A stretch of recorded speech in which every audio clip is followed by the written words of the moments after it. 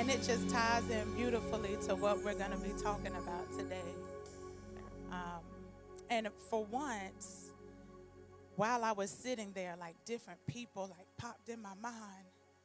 And I was just like, ugh. Um, just to think about hearing you have rescued my life and how there have been people who felt like, I don't know how I'm going to make it. I don't know what to do next. I don't know what I'm supposed to do. I can't even think clearly right now. So it was a perfect segue as Pastor Campbell has been doing this series on healing the hurts. So I'm following up on that. I'm going to do some things that he asked me to do, and then I'm going to add a little bit to it. So when he first asked me, I'm like, nah, we ain't doing this. Like that, we ain't doing this. But then there is something about being obedient. If y'all know anything about me, I love to help people. It's just in me. But I could care less about being right here. Y'all can, somebody else can do this. But nonetheless, I'm here, and I believe that I do have some things that can help us no matter where we are in life. And if you've gotten through your stuff already, well, praise God. And maybe you're in a place that you can help somebody else who hasn't. So I'm going to be following up with healing the hurts. And he has asked me to review the attachment style, so I'll do that. Last Sunday, Pastor Campbell shared with us about strongholds in the Bible and how that translates to hurts or trauma in therapy. And he shared whatever doesn't get transformed will be transferred. And sometimes that's why we are how we are, because the people before us didn't transform it. So here we are, right? So I want to do a few things, and as we talk about how to transform these strongholds, 3 things I want to do this morning. First, I want to provide some background on hurt, the effects of it, and kind of talk about relationships. And then from the relationships, we'll review those 4 attachment styles, and then provide us with some next steps on being able to transform our lives. We've all been through some major hurts, right? So I know kind of who I'm talking to. Like, is it just me? Oh, okay. I mean, and they can look different for everyone. And I'm going to share a little bit of my story. And some of you may have heard it. It's all good. Just roll with me. We know that no 2 hurts look the same. We could grow up in the same house with the same parents, and they still look very different. My sister and I, after we got close, because we weren't close growing up, we would recount some of the situations that we had. And even though we're telling the same story, we had 2 different perspectives. And sometimes those conversations got tight. Like, she would be blaming dad, I would be blaming mom. I'm blaming mom. I'm like, that was not daddy's fault. Like, whatever it was. So we were in the same house, but we still had different experiences. Anyone with siblings, have y'all noticed that? Or even with your children, like, this happened. It's like, it didn't happen that way, but that's how they saw it. So I was born and raised in Whiteville. It's not Whiteville. It's Whiteville. By 2 beautiful, black, educated people. Both my parents have masters. They were in education for 30-some years. They retired. It sounds good, right? My mom was legally adopted by her grandmother because her mom had her at like 17. And back then, that wasn't it. So she was legally adopted by her grandmother. Her mom went on to New York, had other children. They were raised in New York. My mom was raised down here by her grandmother. For somebody, that's the hurt right there. You could just stop right there. My mom could have went on, and maybe she did, I do not know, but what was wrong with me? Why didn't she want me? Why didn't they want her to have me? So she was legally adopted by her grandmother. Back then, they changed her birth certificate. It doesn't even list her mother on the birth certificate she has, right? She moved around a few different places, ended up with her grandmother. So my parents were both in education. Life was good as I knew it. We lived in a trailer for the first 5 years of my life. CZ, you want to talk about stuff. And then we went on and they got this big brick house built.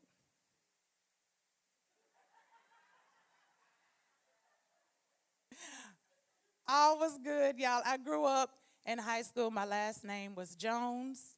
So I always heard, oh, you're trying to keep up with the Joneses. Like, oh, you got a car when you were 16. Trying to keep up with the Joneses. Like, stuff like that. But in 1989, my grandmother died. And this would be my dad's mom. And the life as I knew it changed. 1989, and it could have been different prior to that, but that's the point that sticks out in my life. My dad is the oldest of 10. They lived in Germany for many years because his father was in the military. He gets out of the military. He goes on to be a pastor in Fayetteville forever. But in 1989, life changed. My grandmother dies, and my dad deals with it by escaping. And his escape was alcohol. Now, a few thoughts on this is my dad never drank in the house, which meant he drove drunk all the time. I rode with my dad often, drunk, straight. No swerving, no DUIs, home. My escape was getting away from the house to escape dealing with him. Okay? And I got away by going to my favorite cousin. Like, favorite cousin. When she had a baby, we had a baby. That was my kid, right? I grew up babysitting them.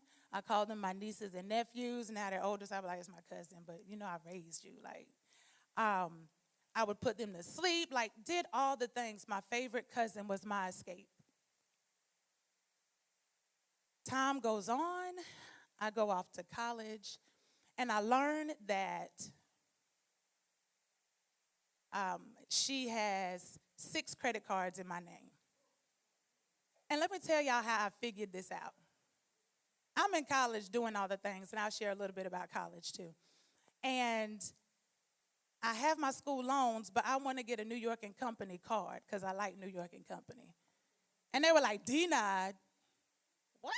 Like, I don't even have nothing. Like, why am I denied? So I get the credit report, and I see, like, all these cards. What? Like, Sears? I ain't got, y'all know it's old. Sears ain't even. So I see all of these credit cards, and I'm pretty smart. So I call and say, hi, my name's Alexia Jones. Can you tell me when my last purchase was? Toys R Us. I ain't got no kids. Why is there a Toys R Us card? So they start telling me this stuff. And then I'm like, are there any authorized users? And they say, my cousin. Like, what? So I do this with every card. I already know the deal. So I address her with it. And y'all, I was hot. Like, pissed. Like, I was big mad, right? So I contact her. Now, I already know, but she lies, right? She puts it on my sister. My sister ain't got no kids. She ain't at Toys R Us, right? So I'm hurt. So my prayers are not, God, forgive her and help me to have a good heart, right? My prayers were like, I hope she get a flat tire.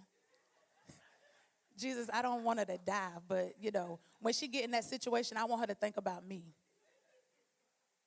Right? Like, she get her paycheck, I want it gone. Right? So I really had to work. And I would call her and say, hey, I'm just calling to let you know I forgive you. And she'd be like, what? I forgive you. I probably did this for years, about 7. And it was a process I had to go through.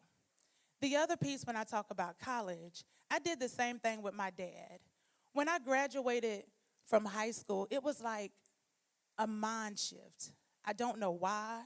No one told me. But it was like I could say whatever I want to him and still be respectful, but try to get an understanding of what I went through. So for about 10 years at home with my dad, it was hell. So much so that weekends were hell, and Monday he'd be like, "Hey, Lex, are you speaking to me? Like, you don't remember? Are you speaking to me?" Right? My dad was an assistant principal for like 30 years. So I never went without. All of my tangible needs were met. But he didn't know. He didn't remember, couldn't remember. Monday, we back at it. Everything's great. Friday, here we go. So much so that depending on how he pulled up in the garage, I knew what kind of night it was going to be. Depending on how long it took him to go up the steps to get in the house, I knew what we were dealing with. We could all be in the living room. As soon as we hear the car, if it takes a minute, we all disperse. No one wanted to deal. So I graduate, my mind shift. He would call and he'd be like, "This is your father." I know, right? And for those of you who don't know, my dad died in 2012. Okay? But I would start saying random stuff to him. "Dad, do you remember that weekend that we were supposed to go to Fayetteville and see Granddaddy?" And I would give him the whole rundown. Sometimes he would answer my questions. Sometimes he'd say, "I don't want to talk about it." Either way, for me, it let him know I didn't forget. I remember what happened. I could tell you how I felt about it. It was a reminder. And I did this from the time I graduated from high school to the day he died. Just random questions, random thoughts to try to get an understanding of what I was going through. When I went off to college, you meet people. "Oh, well, where are you from?" And, your family and your parents and all that. And I realize now, going back through, this was my process. So we would meet people, and I'd be like, "Daddy he's a echo." I could not get it out. The shame, the embarrassment, the "how could this be me?" because it's keeping up with the Joneses. I got a car when I was 16. I could not get it out. But I learned through that other people were dealing with stuff too. So wait, what happened to you? Oh, okay. So it was hard, but we continued to talk through these processes. So I got past some of that with my dad, and I got past it with my cousin, straight betrayal, like evil. So, my cousin went to jail. Think about this is like my second cousin, but she was like my best cousin. So her children are now mad at me because it's my fault that their mama went to jail. But then they loved me, so they were also upset with me because when I went off to college, I left them.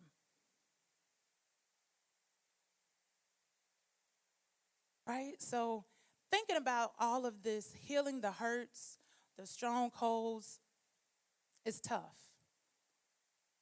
But, we could get through it, right? Okay, so John 16, Jesus is warning his disciples and providing comfort at the same time. And he says, "In me you may have peace. In the world you will have tribulation, but be of good cheer. I have overcome the world." Even earlier in the chapter, he had already told the disciples that their sorrow would turn to joy. You couldn't tell me going through my stuff in middle school and high school that sorrow was going to turn to joy. And I wasn't even sure what sorrow was So when I looked it up, it said deep distress, disappointment, misfortune suffered. Who wants to suffer? But he had already let the disciples know that it's going to turn to joy. Nobody wants to hear that when they've been mistreated, when they've been betrayed, hurt, when their financial situation is different, when they've lost that loved one. They're confused about the things they were told as a kid. They got bullied in school and always told they weren't no good, you weren't going to be nothing, ain't nobody wants you, all of those things. When you were adopted or had to go into foster care, nobody wants to hear that kind of stuff. Now that my sorrow is going to turn into joy, but look at what I'm dealing with. Look at what I got to go through. Y'all, but there is hope. Your situation can and will change. You can and will have peace in your life if you choose to, because some people like right where they are. That's the comfort. And even when the stuff around you continues to look like havoc or dismay or sorrow, we serve a God who's overcome the world, so surely he could take care of my stuff. And there was even a minute, I grew up in church, so there was even a minute during that I was like, well, God, did you forget about me? Because I'm praying, asking for my dad to change, and here comes the next weekend, and it's the same stuff. My dad never hit me, but I watched plenty of fights. And in my head, I already had a plan. He was too tall, so I wasn't going to try to hit him back. But I kid you not, I had a plan. Maybe that's why he never hit me. All right, we ain't going toe-to-toe, but I got something for you. Right? So maybe that's that protection that I had to create for myself. Right? My sister and I are completely different people. She going toe-to-toe. Hands down. She's changed now, y'all. I love her so. So what I realized when we were going through this and talking about healing the hurts, what was my actual hurt? I had seen other people drink. Was the hurt the actual liquor? My dad didn't drink at home, remember that. So it wasn't like I always saw him. He wasn't sitting on the couch drinking. What was the actual hurt? And this was when I was like, oh, shoot. The actual hurt was the dad that I knew who was fun and would buy stuff for me. He changed. So I lost some of that security in him.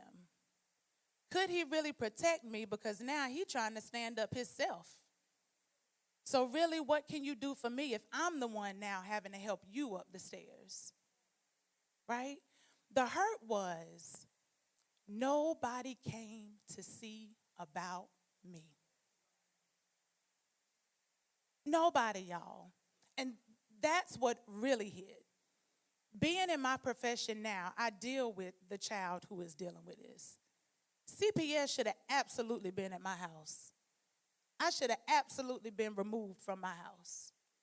Nobody came to see about me. And here's why. Because on the outside, I had it together, y'all. I made A's and B's. I took the honors in the AP classes. I was the cheerleader and did all the things. Internally, I was a mess. But nobody asked. And it wasn't because I wasn't talking. Right? You want to come to my house this weekend? No, girl. I had a set of 2 friends who would come to my house. But they knew the deal. We hit a car? No, let's go. Right? So they knew. But as many friends as I had, everybody wasn't coming to the house. Because everybody couldn't deal with what was happening inside those 4 walls compared to what it looked like outside of those 4 walls. So we hear about, like, these trials and tribulations. And trials, like, you hear it, like, oh, yeah, trials and tribulations. So it's a test of performance, qualities, suitability of someone or something.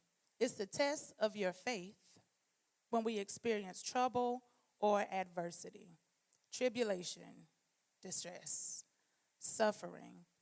It's a future period marking that significant suffering or distress.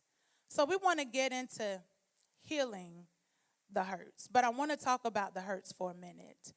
Can you pull the QR code?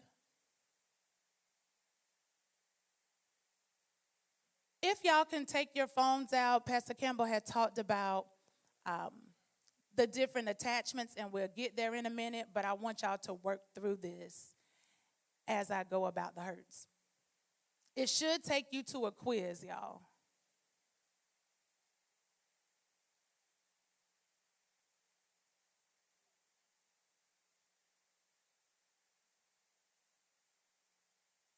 Let me know if y'all get it. Okay, cool.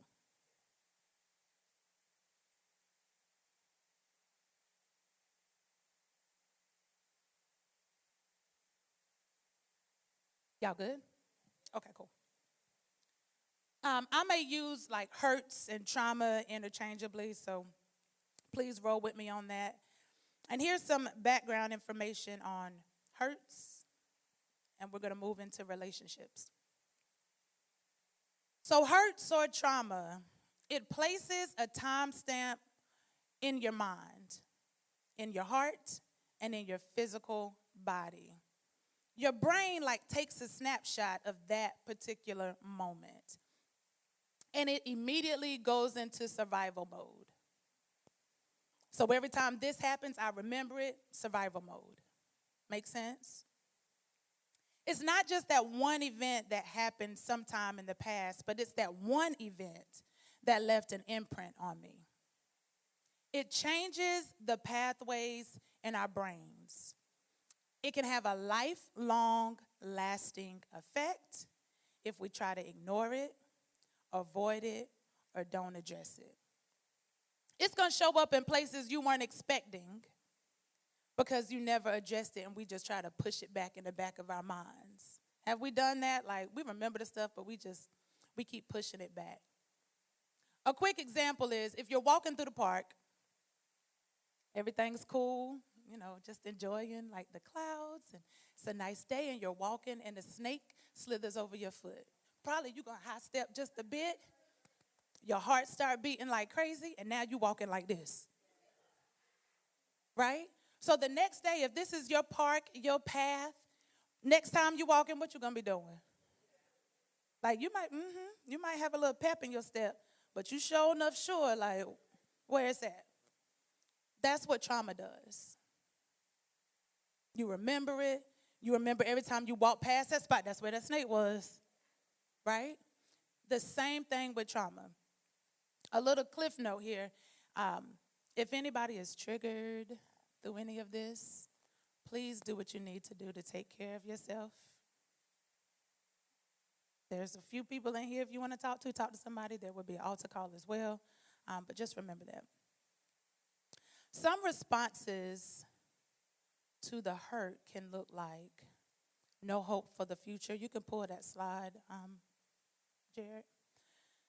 Feeling distant or detached, or that no one cares. Unable to concentrate or make decisions because it's just too much. You might find that you're angry or you're agitated. You're helpless. You have harmful thoughts that we tell ourselves. I just wasn't good enough for my dad to stop drinking. I guess he don't care enough about me. He just all about himself.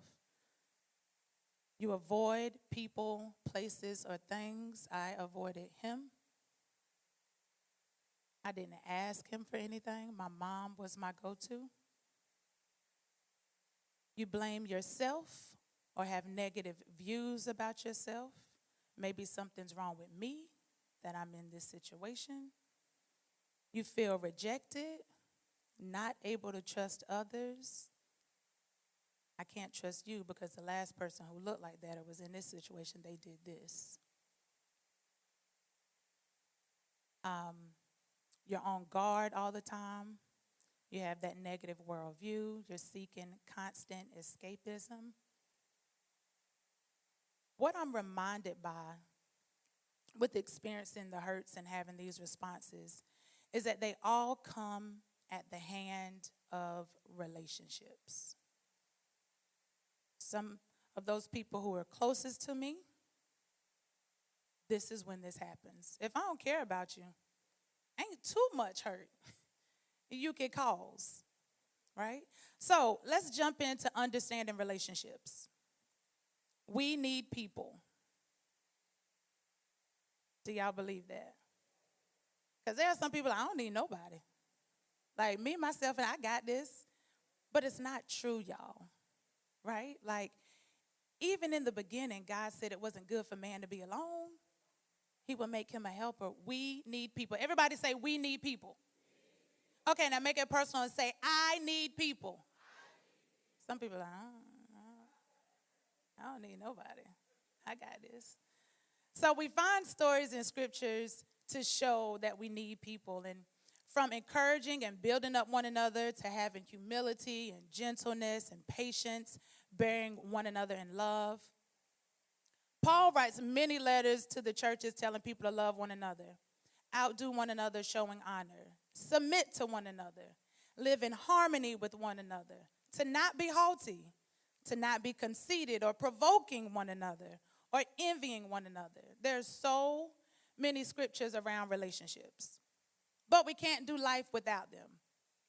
So there are 3 types of relationships. The first one is personal. I extend my well-being to include and consider other people. That can be in friendships, partnerships, spouses, what have you. Reciprocal. I rely on the expectations that are not made explicit. Like I reward kindness and I punish selfishness. I rely on those cues to kind of interpret and communicate what our expectations are. And the last one is transactional. You go to the store, they say, hey, how you doing? You say, I'm good. They don't really care. Right? That's not the personal relationship. It's transactional. I want you to scan my items. You expect me to give you the card. I expect you to give it back. It's still a relationship, y'all. It's just a transactional one. Right? If we go the other way, like I do some things, you give me the money, and I go on about my business. It's transactional. So there are 3 types of relationships, but we all need people. Relationships started before we were even born.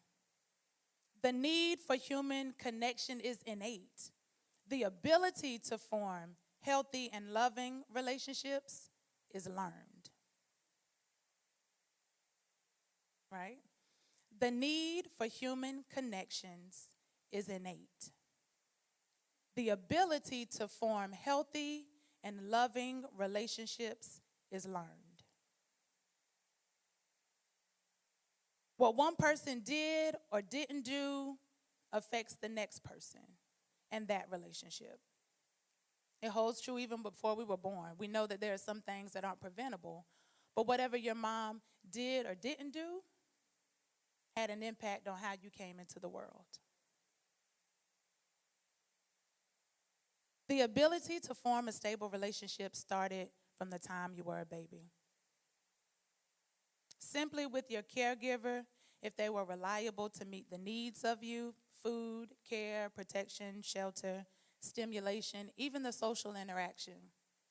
Those early years started us on our way of establishing those patterns and how we relate with other people. Somebody say relationships are hard. But why they got to be, though? Why? Why are they hard?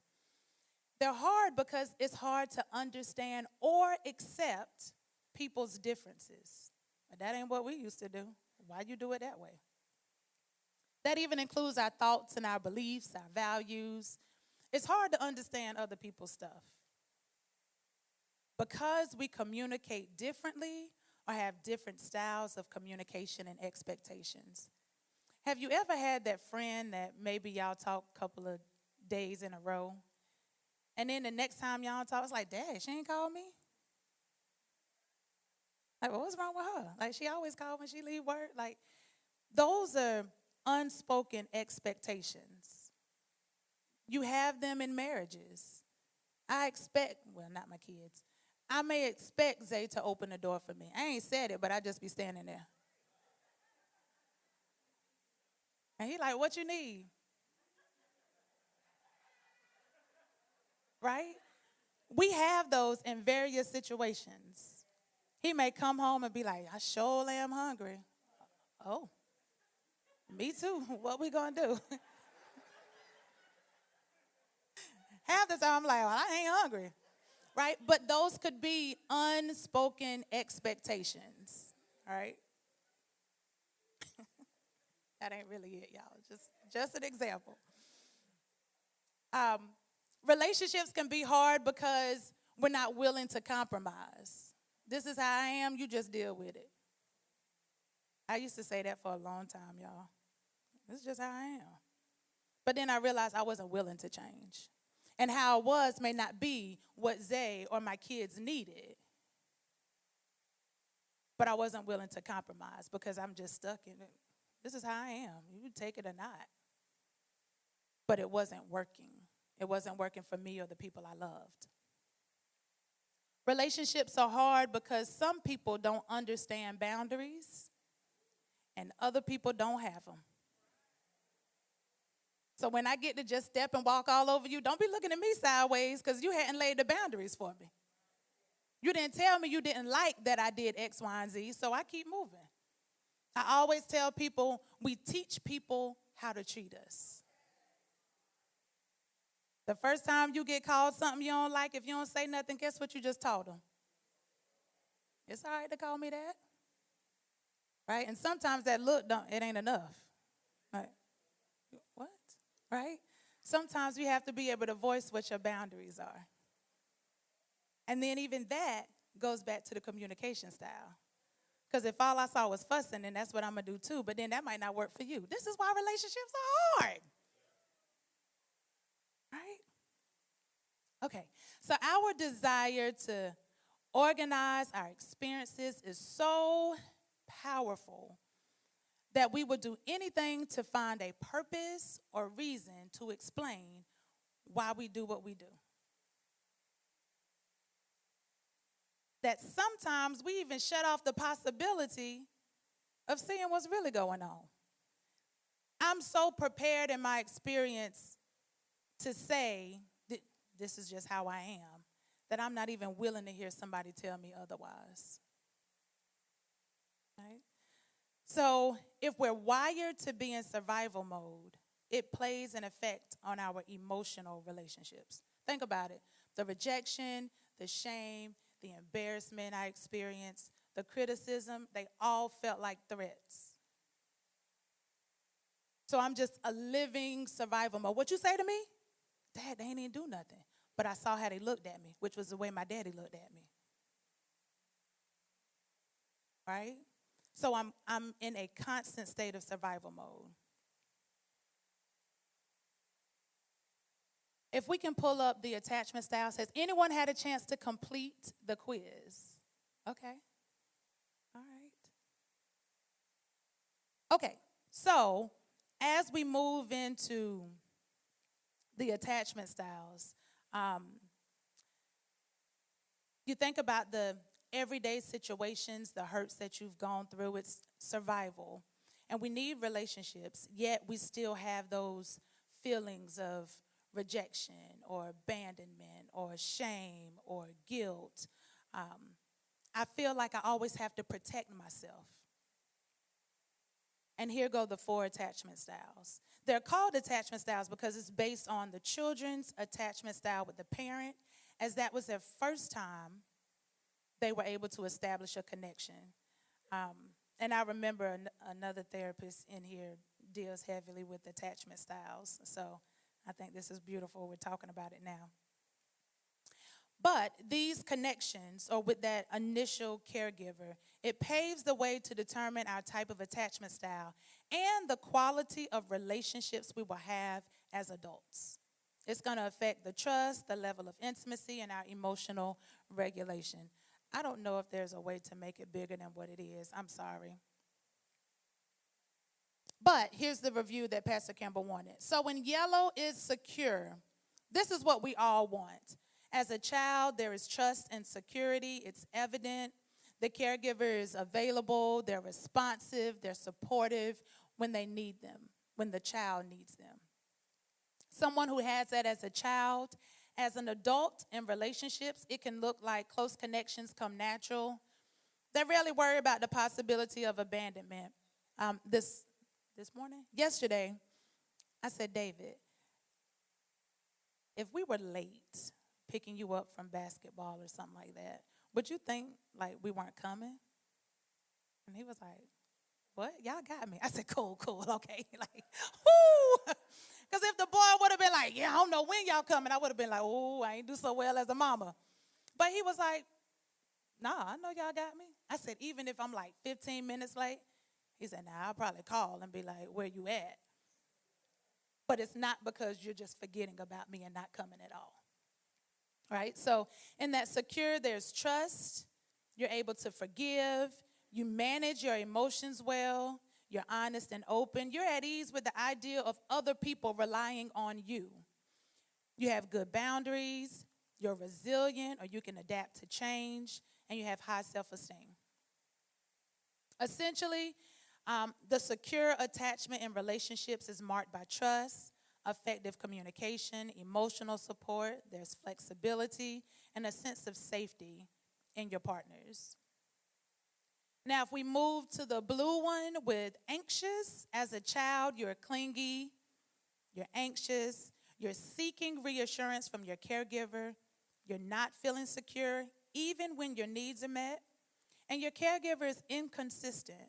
They're inconsistently available, and they cause the child to not be sure. What that translates to as an adult is relationship insecurities. You desire to be close to the person, but then you fear the rejection and the abandonment. You lack boundaries. You're either clingy or needy when the partner is unavailable, unresponsive. Where you at? Why you ain't answer? What you doing? Like, the list goes on. You may seek reassurance or become jealous, and then your mood fluctuates. Shame, sadness, anger. You're very sensitive. You're always questioning, do you love me? No, like, do you really love me? Like, well, how much do you love me? Well, what would you do to show that you really love me, right? In some cases, this anxious person or relationship, you might be overly accommodating. What do you need? I can do that, right? You want to make sure that you've gotten a place in their heart. You get on to the avoidant attachment style. As a child, you learn to avoid seeking comfort because your needs were consistently ignored or dismissed. Now, before I did my work, I was probably up in this area. Like, yeah. There you go, Jared. Thank you. Right? Your coping skill consisted of suppressing your needs and minimizing your distress. For me, that's why everything on the outside looked good, but on the inside, it was just horrible. What that translates to as an adult is you fear the closeness and you get uncomfortable when people get too close, or they must want something, or I got to be giving them something, or why they want to be my friend. They're distant and withdrawn. They feel like people aren't there when you need them. They feel like people aren't there because they might be, but they don't see it. They avoid conflict. I'm just not going to deal with none of this. I ain't going to say nothing. I'm going to be mad and upset. Never going to say anything. The extreme independence. I don't need nobody. We need people. I don't need nobody. Right? Emotionally distant. They're hard to express the emotions, and they're very logical. We get down to the disorganized, or it's also like dismissive. You can go down, Jared, or up. Yep. As a child, you had a caregiver who was abusive or frightening. And this abusive doesn't always have to mean physical. It can be emotional too. You saw when you have contradicting behaviors. You approach your caregiver for comfort, but you struggle internally because you're scared of them. Right? It's like you want this, and then you're like, well, you going to hit me because last time, right? That's just an example. What that translates to as an adult is you were unable to self-regulate. You find intimacy, trust, and dependency on others very difficult. You tend to disassociate. You somewhere else. I'm in the room with you, but I'm somewhere else. You lack empathy. This reminds me of like the generational curse, as people say. Well, my mom ain't do it for me, so I ain't doing it for them. When I was 18, I had to get out of the house, so guess what? You got to go too. Like, I don't know what to tell you. I had to go. I figured it out. I'm just fine. You can figure it out too. They want closeness, but they fear others. And then extreme mood swings for no reason. So as we think about relationships and attachment styles, the third thing that I want to talk about is, what do we do next? Okay, I got all this, Lex. Now what? First, I want to say there is hope. Somebody say hope. Hope. If you want to change or do or be different, you absolutely can. We already serve a God who's overcome the world, so shoot. Clearly, he's concerned about me. We always hear like faith without works is dead. But what does that really look like? You want a job, but you sit in your house like, Lord, I need this job, I need a job, but you ain't doing a thing. You ain't submitted the application. You hadn't enhanced your skills. You ain't talked to nobody about needing a job, but you have faith that it's going to come. Faith without works is dead. Right? We can faith it all day, but if we ain't putting some work and muscle behind it, what's the point? I'm always like, you do your part, and God can do his. Right? This step in our, when we start thinking about what to do next, I say it's our own individual heart and mind work. Nobody can do it for you. It's just like working out. Like, you gaining 5 pounds, it was all you. You losing 5 pounds, it's all you, right? Nobody can do it for you. So the Bible tells us in Proverbs 4:7, wisdom is the principal thing. Therefore, get wisdom. And in all you're getting, get an understanding. So this is an opportunity to get the wisdom. It's the use of the knowledge and experience to make a good judgment. And I say the use of knowledge. It don't matter what you know if you ain't putting it to use, right? Knowledge is obtained. Wisdom is developed.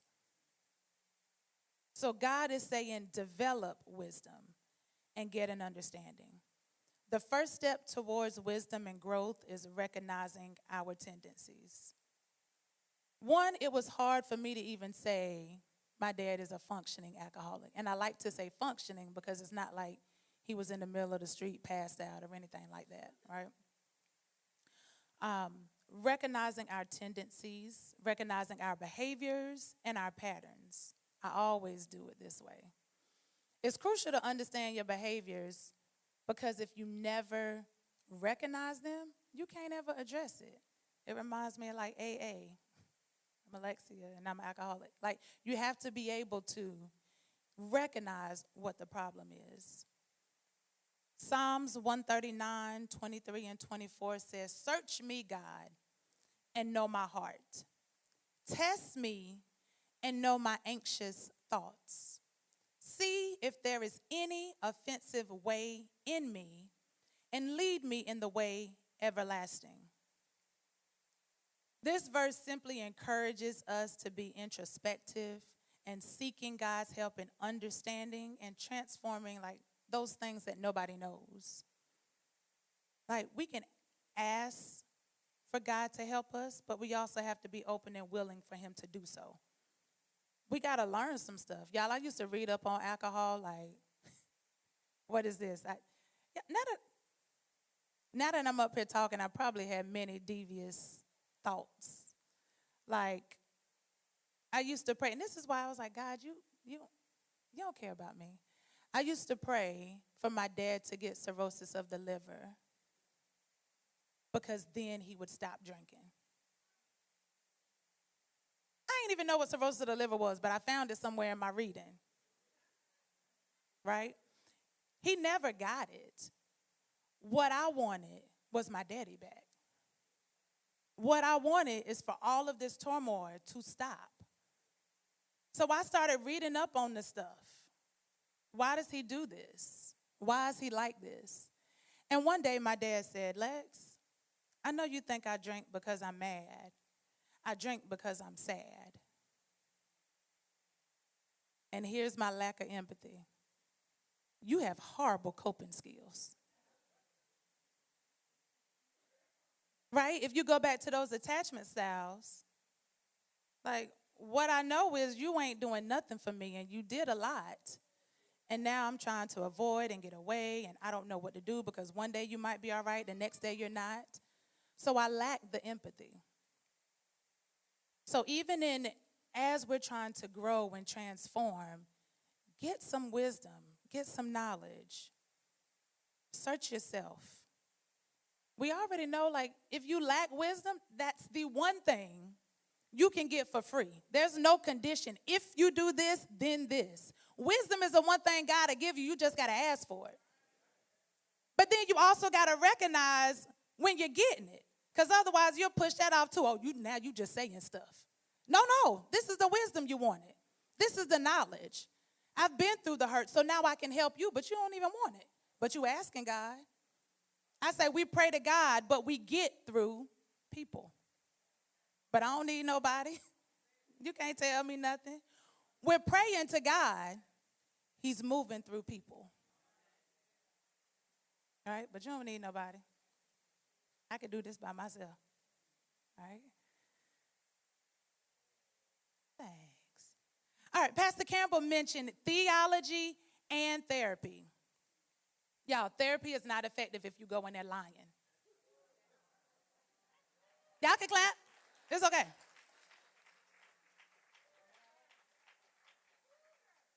It's not. But it's no different than you having a conversation with your friend and you lying in that too. Because they trying to tell you, girl, you ought to do such and such. But you lying about what it is. It's not effective if you're lying. Which also goes back to you got to recognize your stuff. Because for some, it might even be hard to say the stuff. All right? It's our own heart and mind work. The second one is explore the underlying feelings. Don't nobody want to explore none. I don't want to deal with it. I've been trying to push it back, but now you say in one way for me to transform is to dig into these feelings? Yeah. Lamentation says, let us examine our ways and test them, and let us return to the Lord. What are your emotional responses? How do you respond when things happen? When this look reminds you of the look your daddy gave you? When this person says, I was in foster care and I was finally adopted, and it hits you. What's your emotional response? Are you able to say how you feel, or it just shows up in your behavior? It shows up in your attitude. Remember, it's going to come out somewhere. Somewhere. So everybody knows as soon as you walk in the door, like, oh, here she go. And you thinking you great.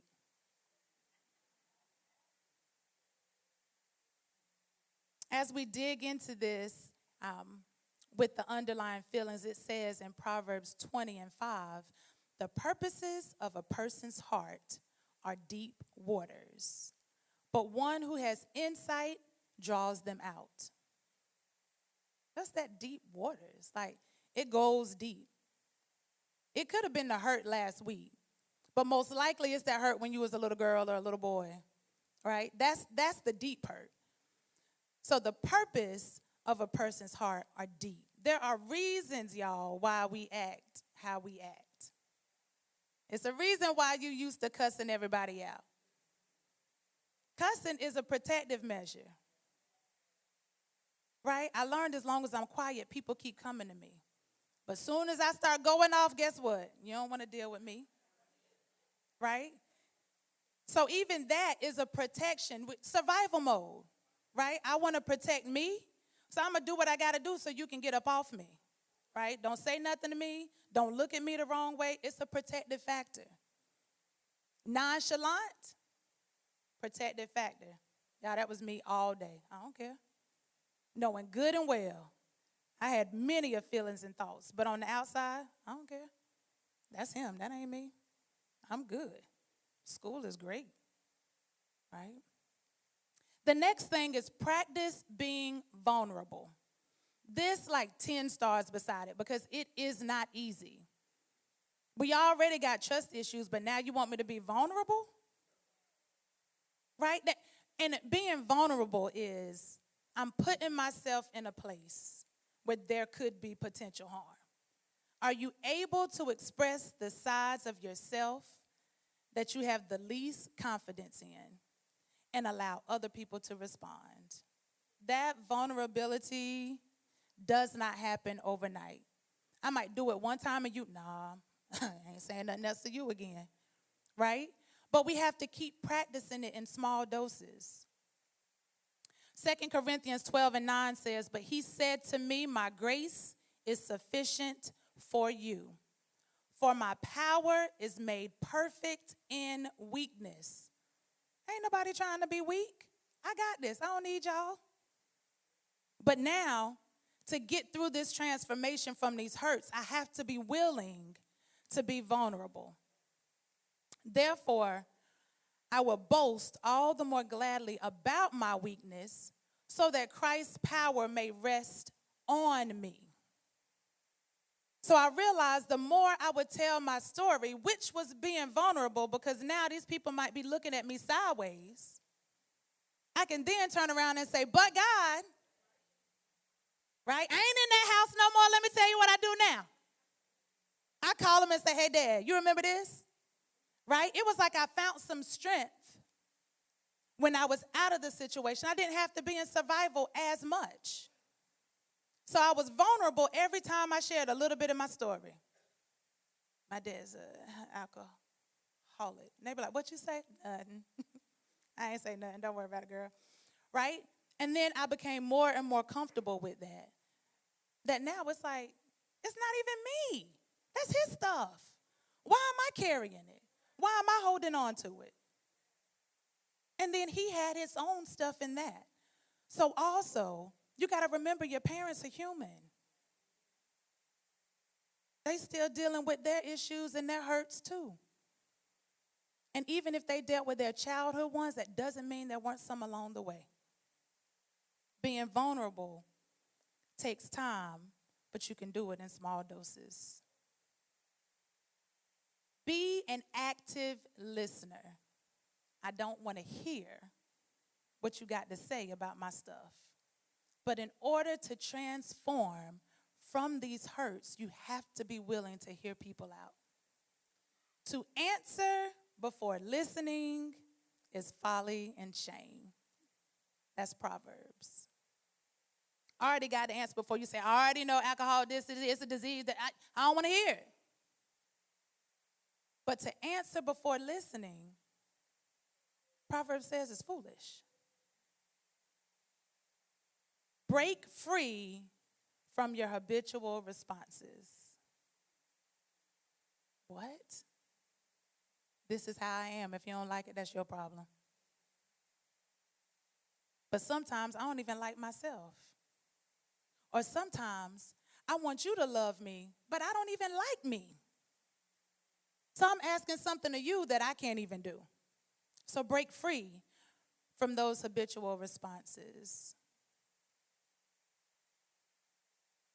Colossians 3:8 says, but now you must also rid yourself of all such things, such as anger, rage, malice, slander, and filthy language from your lips. This verse forces us to think about breaking free from some of those destructive habits and some of those responses. It's not easy, but it can be done.